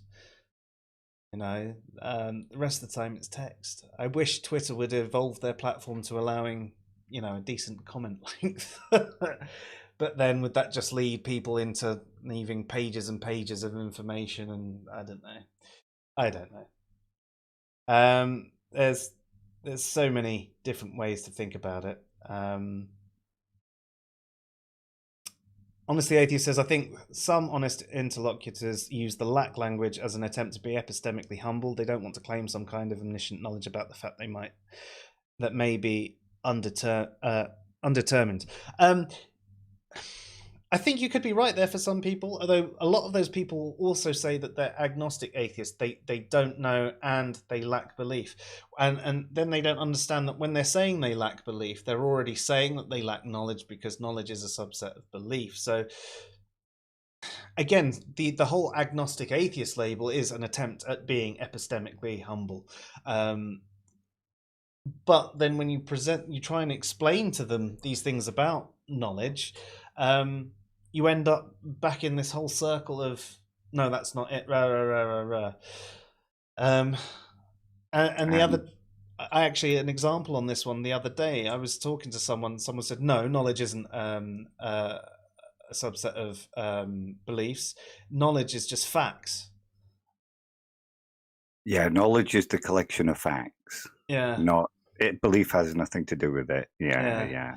And I mean, to some extent, he's kind of correct. We do consider it's a body collection of facts knowledge to be a body of knowledge. Yeah, but it's not holding knowledge, which is how I actually turn the conversation around. So, okay, so say I just had a load of facts in my head, but I couldn't really justify what they meant and didn't really understand them. Would you say I had knowledge? And he was like, no. I said, okay, so there's something more than just holding facts in your head to saying you have knowledge. He was like, well, yeah. And I was like, okay, so knowledge isn't just facts then? And he was like, no, it is just facts. And it was just like, okay.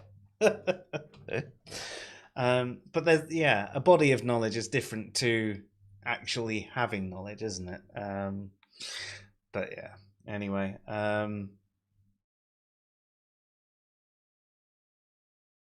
Yeah, about the epistemically humble thing about the whole lack belief.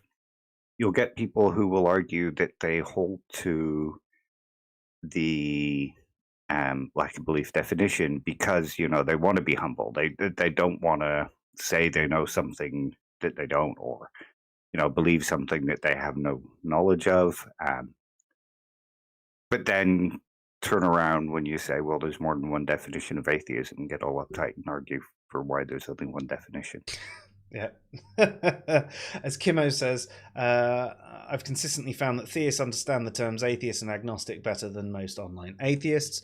I'd agree with you, but the online atheists that you're talking about there will turn around and say that's just because theists want to separate us, or they're pushing a misunderstanding of atheism. You should let atheists, you get all those arguments. And again, the hanging of skepticism. So, yeah.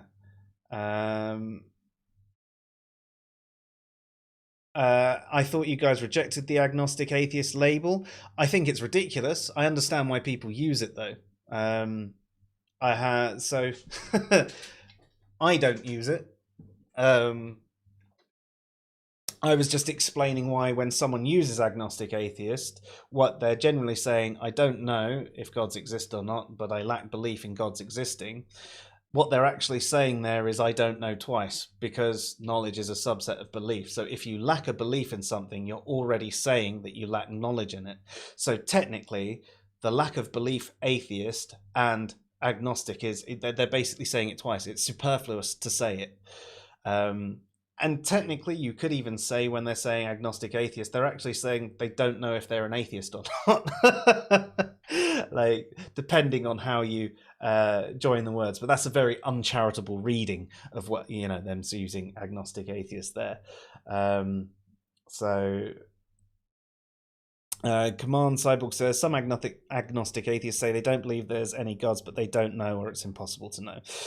Yeah, so that's basically what I was saying. In fact, Command Cyborg, I did an article on this because well, actually, I was in a conversation with a friend, and he asked all of people on his friends list what they meant by agnostic atheist, and they all had different understandings of what it meant to be an agnostic atheist, and it sort of highlighted my point that even self-described agnostic atheists are not clear within themselves about what exactly they meant by agnostic atheist.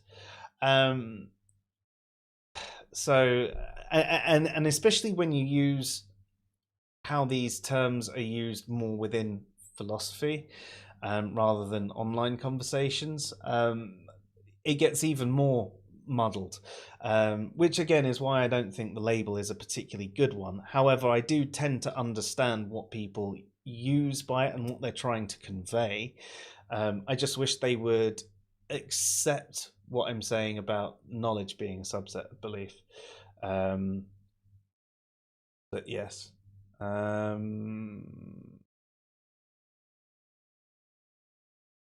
Casey of Jobless Engineer fame once insisted that belief is a subset of knowledge. Interesting way around. It's probably just a misunderstanding it.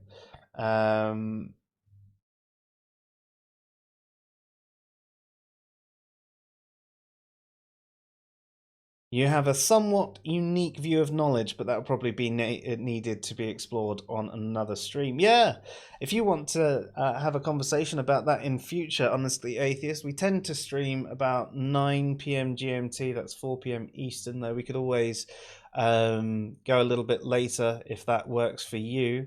Contact me on Twitter and I'll add Dave to it, and we can have a chat about things in the future if you want.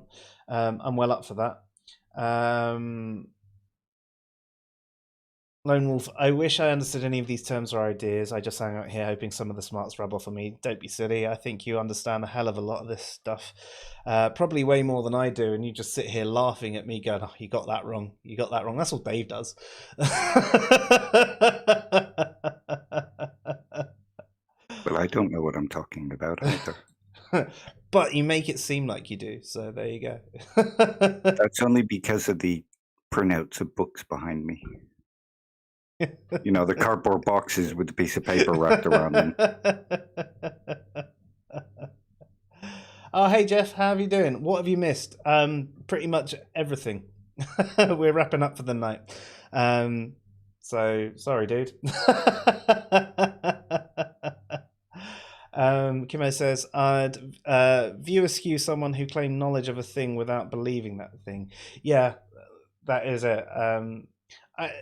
I think sometimes the knowledge and information does get conflated. It's why I did an article on that as well. Like when you know something, sometimes it's what you're saying is I hold the information of this, but you might not have knowledge in the sense of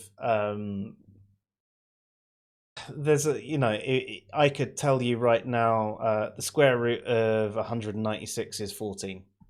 Right, you could put that into your calculator and you could go, yeah, that answer's right. And you'd have that information there. But if you didn't understand how square roots worked or anything like that, you wouldn't have knowledge of that thing, but you would know that that answer's right because you verified it with a calculator. So you could have knowledge that the answer was correct. You've justified that, but you wouldn't have knowledge of how it worked. That makes sense. So you'd know the information,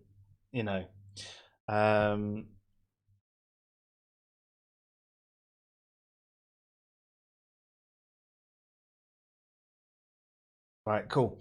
I think that puts us in good stead to finish. Though we've covered even more than we were going to. We've gone into knowledge and all sorts, which is good because I mean it was what we were covering in a roundabout way anyway. But we've gone round the houses and discussed a number of great things tonight. Honestly, Atheist, yeah, that's fine. If you'd rather have it on Discord, that is fine. But like I was saying earlier, I struggle to find time outside of doing the streams to do this sort of thing. Although you're more than welcome on our Discord anytime if you're not there already. There should be a link on YouTube, and if not, I'll drop you one later. Next stream will be about Short Circuit and Johnny Five. That's very close, actually. We're planning on doing the metaphysics of horror characters. It's basically the same, right?